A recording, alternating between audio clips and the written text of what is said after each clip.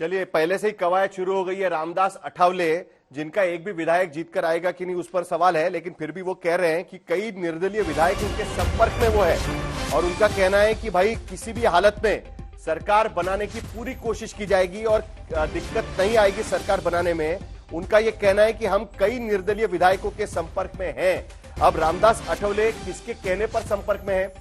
क्या बीजेपी के कहने पर है या शिवसेना के कहने पर है? जिस तरह एग्जिट पोल की रिपोर्ट आ रहे हैं उसके मुताबिक महायुति सरकार बना सकती है, इसी तरह की रिपोर्ट है। हम बहुत सारे इंडिपेंडेंट लोगों के संपर्क में हैं, जो हमारी अलायंस पार्टनर्स है हमारे, उनके साथ हम संपर्क में है और हमें सरकार बनाने में कोई दिक्कत आएगी नहीं। तो गुलाबचंद दुबे जी फाइनली हमारे साथ जुड़ चुके हैं। गुलाबचंद दुबे जी, आपके वरिष्ठ नेता है यहां पर शंभुराज देसाई, उन्होंने साफ कह दिया है कि भाई मुख्यमंत्री तो एकनाथ शिंदे को ही बनाना चाहिए और उसके बाद वो ये भी लाइन जोड़ देते हैं कि भाई आखिरकार फैसला दिल्ली में होगा, तीनों पार्टी के नेता बैठेंगे और उसके बाद फैसला करेंगे। लेकिन क्या है ना, इस बार महाराष्ट्र में वक्त कम है, 23 तारीख को नतीजे आएंगे, 24, 25, 26 तक सरकार नहीं बनी तो राष्ट्रपति शासन लग जाएगा, तो जल्द से जल्द फैसला करना पड़ेगा। कोई वादा किया है बीजेपी की तरफ से कि मुख्यमंत्री एकनाथ शिंदे को ही बनाना चाहिए? क्योंकि कंपटीशन है आप में भी, जैसे महाविकास आघाड़ी में है वैसे ही आप में भी कंपटीशन है। क्या एकनाथ शिंदे मुख्यमंत्री नहीं बनेंगे तब भी आप सरकार में रहेंगे, उप मुख्यमंत्री पद मान लेंगे आप? जी जी सही जी, आप मुझे सुन पा रहे हैं? जी सुन पा रहे हैं, बताइए। हाँ सही जी, नेटवर्किंग इशू वजह से हम सीधे हम फ्रेम में नहीं आ पा रहे हैं। हाँ, हम आपके प्रश्न को सुने। आपने कहा कि शंभुराज जी ने आदरणीय एकनाथ शिंदे साहब के प्रति मुख्यमंत्री बनने का उन्होंने कहीं न कहीं एक अकयास लगाया या अपनी उन्माद व्यक्त किया। स्वाभाविक बात है जिसके लिए कि हम एक शिवसेना के दिल दिमाग में अगर उनके पक्ष उनके दल का अगर मुख्यमंत्री बनता है या किसी शीर्ष नेतृत्व पे बैठता है तो खुशी होना स्वाभाविक है।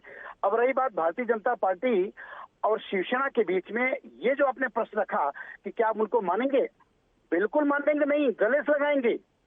भारतीय जनता पार्टी शिवसेना 26-28 वर्षों से जो मैत्रीपूर्ण संबंध रहा उसका निर्वाह करने के लिए ओरिजिनल शिवसेना, रियल शिवसेना, जिस शिवसेना से संबंध हमारा है, हम लोग सहर्ष स्वीकार करेंगे। मैं ये दिन कैसे भूल सकता हूँ, 2 साल पहले की बात कैसे इस चीज को भूल सकता है शिवसेना कि हम 37 सीट हमारे थे, 103 पे थे।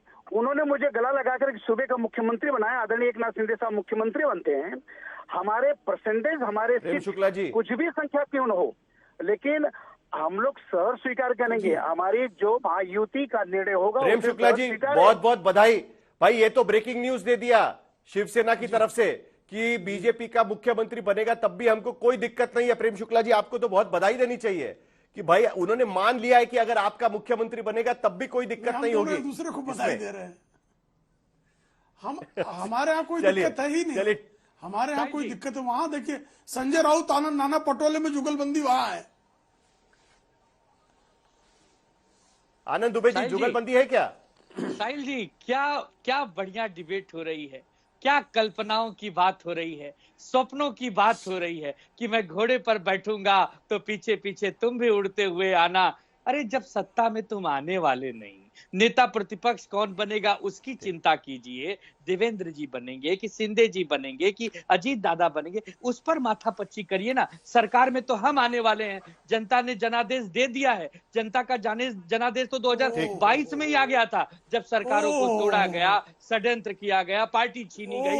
ये सबका हिसाब किताब बराबर होगा 23 तारीख को। 23 तारीख को इस जनादेश पर आप ये सोचिएगा जनादेश पर प्रतिपक्ष आपके यहाँ कौन होगा। आनंद दुबे, जनादेश पर एक एक्स फैक्टर है महिला वोटरों का। इस बार महाराष्ट्र में अभी थोड़ी देर पहले इलेक्शन कमीशन से डेटा हमारे पास आया हुआ है कि महिला और पुरुषों ने कितना वोटिंग किया है। अब इससे किसके पसीने छूट जाएंगे मुझे नहीं पता, लेकिन पहली बार ऐसा हुआ है कि महाराष्ट्र में महिला वोटरों में इजाफा हुआ है। अभी के 2024 के चुनाव में अगर आप ग्राफिक्स देखें तो उससे पता चलेगा कि 2019 में 62.77% पुरुष वोटरों ने वोट डाले थे, जबकि 59.2% महिलाओं ने मतदान किया था।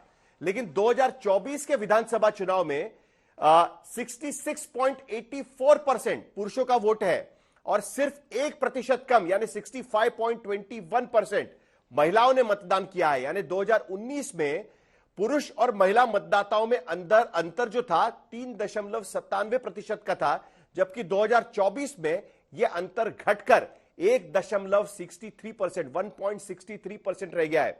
आशुतोष, इससे क्या हम लोग उम्मीद लगाए, क्योंकि लाडली बहना योजना को लेकर काफी चर्चा हो रही थी। कल भी कई सारे डेटा हमने देखे, सी वोटर का डेटा देखा या बाकी एग्जिट पोल्स का डेटा देखा, महिलाओं का झुकाव महायुति की तरफ दिखाया गया। और इस बार हम देख रहे हैं कि महिलाओं का वोट प्रतिशत भी बढ़ा है, पुरुषों के मुकाबले बराबर पर महाराष्ट्र में महिलाओं का मतदान होता हुआ नजर आ रहा है। ये जो इजाफा है ये क्या दिखाता है? नहीं, एक तो बिल्कुल स्पष्ट है कि जो लाडली बहना योजना थी उसका फायदा महायुति को मिलेगा, इसमें कोई दो राय है ही नहीं। और इसका उदाहरण तो मध्य प्रदेश के अंदर भी देखने को मिला, और इसके उदाहरण कुछ अगर आप ध्यान से देखें तो झारखंड में भी जो मैया सम्मान योजना है उसका असर वहां पे दिखाई पड़ रहा है। अन्यथा जिस जेएमएम के बारे में कहा जा रहा था कि वो शायद लड़ाई में नहीं होगी, वो पूरी तरीके से लड़ाई में और वहां जीतने की भी उनकी संभावना बनी हुई है। तो इसलिए महिला वोटरों में अगर इजाफा होता है, अगर वो बढ़ चढ़ के हिस्सा लेती हैं, तो वो महायुति को ही फायदा होगा। अब ये देखने वाली बात होगी कि कोंकण के इलाके में होता है या मुंबई के इलाके में होता है या विदर्भ के इलाके में होता है, क्योंकि विदर्भ के इलाके में जिस तरीके से जो एग्रेरियन क्राइसिस है, अब उस एग्रेरियन क्राइसिस की वजह से तो ऐसा तो है नहीं कि सिर्फ पुरुष ही परेशान होंगे, महिलाएं परेशान नहीं होंगी। तो ये भी हो सकता है कि महिलाओं ने बढ़ चढ़ के हिस्सा लिया हो, लेकिन वहां पर लाडली बहना योजना का उतना असर ना पड़े। लेकिन कोंकण के इलाके में, थाने के इलाके में, मुंबई के इलाके में इसका काफी असर देखने को मिलेगा। क्योंकि एक चीज और है, क्योंकि जो लाडली बहन योजना का जो एक असर है वो कहीं ना कहीं लोग एकनाथ शिंदे से जोड़कर देखने की कोशिश कर रहे हैं। इसलिए भाजपा को कितना असर मिलेगा, और भाजपा विदर्भ के इलाके में कांग्रेस के सामने लड़ाई लड़ रही है, तो वहां इंटरेस्टिंग होगा देखना कि वहां जो कृषि संकट है उसका कितना असर महिला वोटरों के वोटर पर पड़ेगा।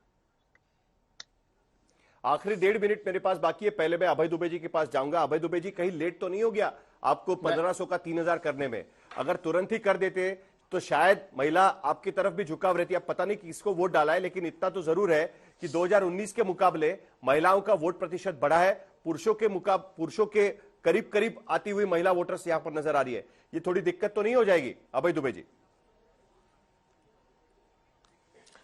देखिए, महिलाएं महंगाई की मार से तरस नहीं है क्या महाराष्ट्र की? 400 का गैस का सिलेंडर 1000 के पार हुआ, 60-70 की दाल तेल 200 के पार कर दिया भारतीय जनता पार्टी ने, पेट्रोल डीजल, तो उसका भी फर्क पड़ता है। और आशुतोष जी की बात से मैं सहमत हूं। आप देखिएगा अगर तो 40-60 का रेशो आ गया है महिला किसानों का जो पुरुष किसानों की। आप एग्रीकल्चर सेंसस को पढ़ने की कोशिश कीजिएगा। और मराठवाड़ा और विदर्भ में यहां पर तो इतना 67 सीट अकेला सोयाबीन तय कर रहा है, और वहां आधे किसान महिला और पुरुष हैं। तो ये जो विदर्भ और मराठवाड़ा है ये डिसाइसिव रोल प्ले करेगा। हमने बड़ा स्ट्रेटेजिक सीटों का अलॉटमेंट किया है। पश्चिमी महाराष्ट्र में एनसीपी का प्रभाव है, तो 37 सीट वहां पर शरद पवार जी, क्योंकि चीनी मिल और सहकारिता का एक आंदोलन है। तो हमने एक बहुत स्ट्रेटेजिक मुंबई, कोंकण, इन एरिया में जहां पर शिवसेना का वर्चस्व है, तो क्या डिसाइड करती है, ये बहुत बड़ा मामला हो सकता है महाराष्ट्र में। और इसी को लेकर ये सारी बहसबाजी होगी। 2024 के विधानसभा चुनाव का अंतिम फैसला कल दोपहर को 12-1 बजे तक शायद तस्वीर साफ हो जाएगी। अगर जिस तरीके के एग्जिट पोल दिखा रहे हैं उस तरीके का मामला निकलता है तो महायुति के लिए सरकार बनाना आसान होगा, लेकिन इतना भी आसान नहीं है, क्योंकि महाराष्ट्र का खेल जो 2019 में शुरू हुआ है वो 2024 के विधानसभा चुनाव के नतीजों के बावजूद भी खत्म होगा। ऐसी स्थिति फिलहाल महाराष्ट्र में नहीं है। तो इसके लिए महाराष्ट्र की राजनीति हमेशा से दिलचस्प बनी रहेगी।